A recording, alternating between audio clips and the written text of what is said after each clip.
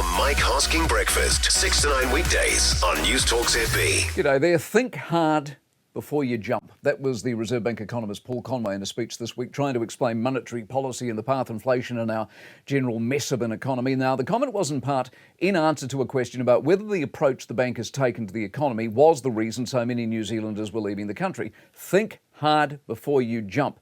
The prognosis, he said, for our economy is in fact very good. He's right to the extent it always comes right, doesn't it? I mean, this country, this planet is a mess right now, but it hasn't and it won't be that way forever. History is instructive. The leaving New Zealand debate has been had for decades. We've been in a hole many times before. Young people have hated the place dozens of times over. Half of Australia is filled with aggravated Kiwis who bailed first chance they got.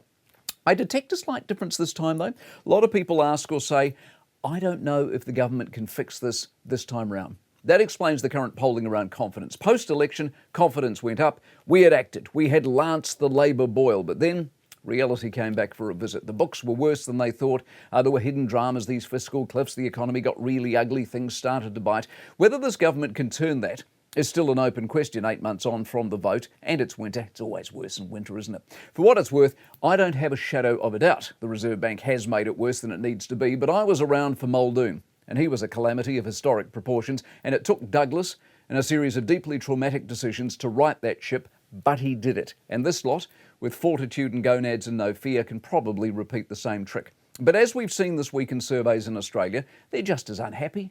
The millionaires in Britain are bailing in record numbers, just as unhappy. Lots of people have lots of grievances. We are not alone. Doesn't make our plight any less stressful, but we aren't the only basket case in town. The Mike Hosking Breakfast, 6 to 9 weekdays on Newstalk ZB.